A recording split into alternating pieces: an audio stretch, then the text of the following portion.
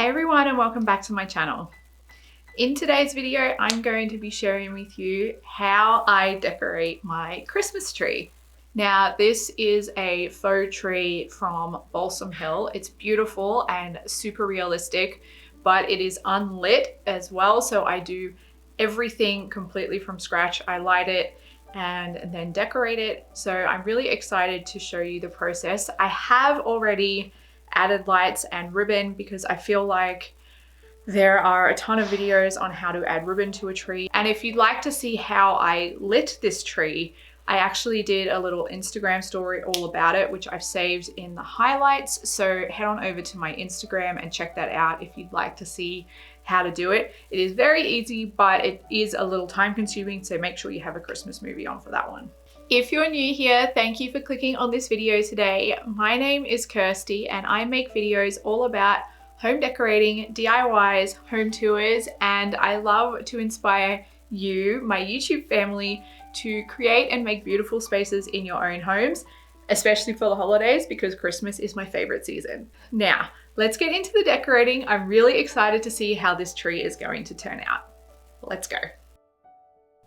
So the first thing I like to do once I've added my lights and then my ribbon is to add picks to the tree. Now this year I am adding a lot of them and I've got a variety of different types. I've got these white berries that you see here. You'll also see me add some frosted pine cone branches, some frosted twiggy type branches, and some gold glitzy crystal ones. I only have a couple of those, but I love them because they really reflect the light around, and you can see the ones I'm talking about right here. Now, there's a lot of great things about adding picks to your tree. My tree is very full naturally, so it doesn't need added fullness or for me to fill in any gaps in the tree, but I do really love the texture and the dimension that picks add. Now, some of my picks were very large, so I like to cut them into smaller pieces. It makes them easier to work with, and I'm just having my husband do that here because they were very hard to cut.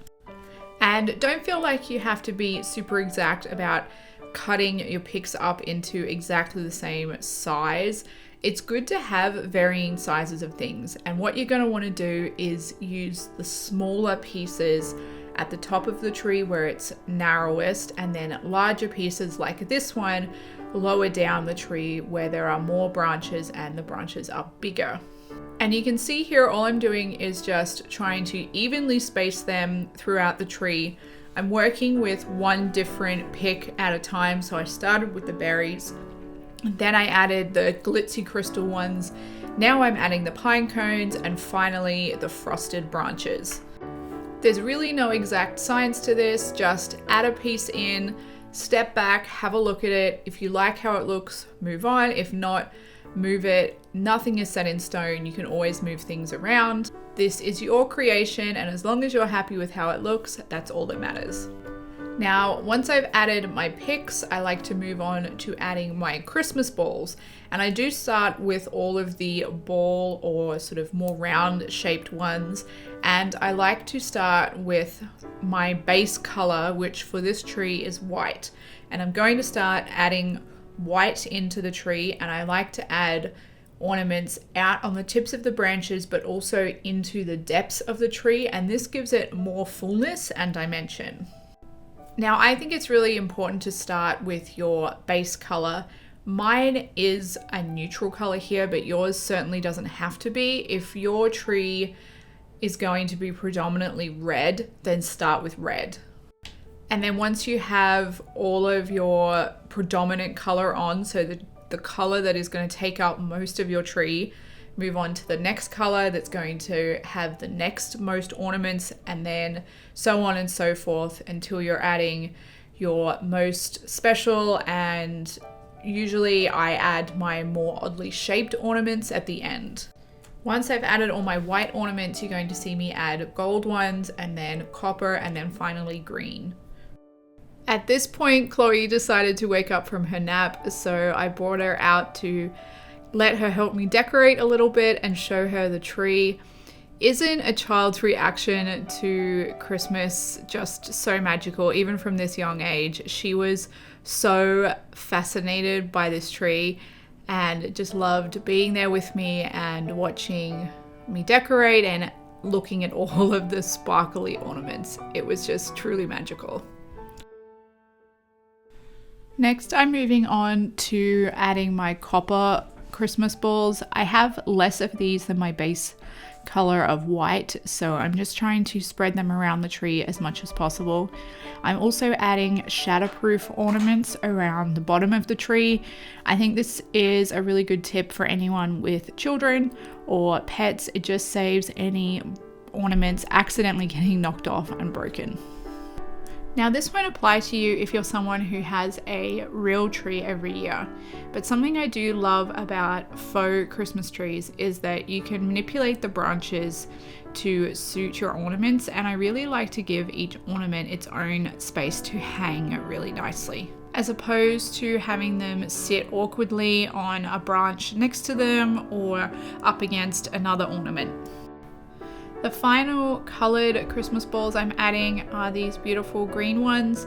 I feel like they just added that finishing touch that the tree really needed. It needed a little pop of color, and I love how beautiful this green looks mixed in with the white and the gold and copper tones. And finally, I made a little error when I was doing the lighting for my tree, and I kind of missed a spot and I left a bit of a dark hole in the tree. So I'm just using this really cute farmhouse sign. It says "All is calm and bright," and it perfectly fills in this space and makes it look completely intentional and finished off.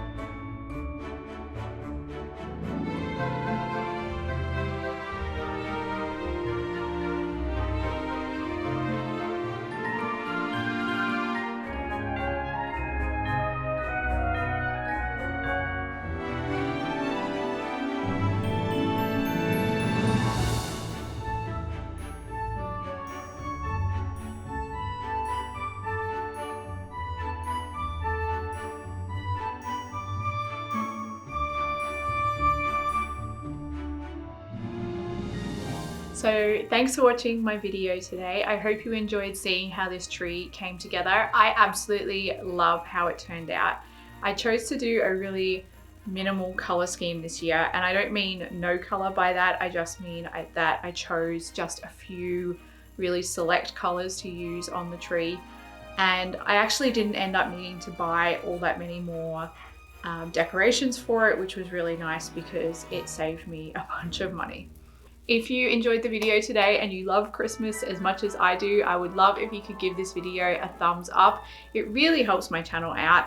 And if you'd like to stick around and become part of my YouTube family, all you need to do is click that subscribe button down below. Thanks for watching, and I will see you all next week. Bye.